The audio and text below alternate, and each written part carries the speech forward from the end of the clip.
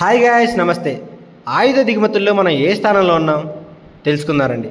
సిప్రియా అనే ఒక సంస్థ విడుదల చేసిన దాని ప్రకారం 2020-2024కు సంబంధించి ప్రపంచంలోనే ఆయుధాలు దిగుమతి చేసుకునే రెండో అతిపెద్ద దేశంగా భారత్ నిలిచింది. సిప్రి అంటే Stockholm international peace research institute.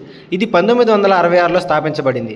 దీని ప్రధాన కార్యాలయం స్వీడన్లోని స్టాక్ హోమ్లో ఉంది. అంతర్జాతీయంగా జరిగే సంఘర్షణలు తగ్గించేందుకు తన వంతు కృషి చేస్తుంది. ప్రధానంగా ఆయుధాల ఎగుమతులు, దిగుమతులు, సైనిక ఖర్చులు మరియు అణ్వాయుధాల గురించి ప్రతి ఏటా నివేదికను విడుదల చేస్తూ ఉంటుంది. ఇక ఆయుధ దిగుమతుల్లో మొదటి ప్లేస్లో ఉక్రెయిన్, తర్వాతి స్థానంలో భారత్ ఉన్నాయి. 2015-19తో పోలిస్తే ఉక్రెయిన్ ఆయుధ దిగుమతులు 100% పెరిగాయి. ప్రపంచ ఆయుధ ఎగుమతుల్లో అమెరికా వాటా పెరిగి 43%కి చేరింది. రష్యా ఎగుమతులు ఏకంగా 64% మేర తగ్గాయి.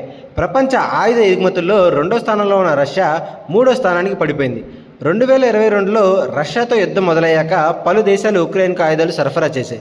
2020-2024లో ప్రపంచ ఆయుధ దిగుమతుల్లో ఉక్రెయిన్ వాటా 8.8%గా ఉంది. ఈ దేశానికి అమెరికా, జర్మనీ, పోలాండ్ నుంచే ఎక్కువ ఆయుధాలు అందాయి. అయితే 2020-2024లో రష్యా ప్రధానంగా 33 దేశాలకు ఆయుధాలను అమ్మింది. ఇందులో 2 భారత్, చైనా, కజకిస్తాన్లే కొన్నాయి. ప్రపంచంలోనే రెండో అతిపెద్ద ఆయుధ ఎగుమతిదారిగా ఎదిగిన ఫ్రాన్స్ 65 దేశాలకు రక్షణ సామాగ్రిని అందించింది. ఇందులో అత్యధికంగా 28% భారత్కు అందాయి. అంతర్జాతీయంగా భారత్ చేసుకున్న ఆయుధ దిగుమతుల్లో అధిక భాగం అంటే 36% రష్యా నుండి వచ్చాయి.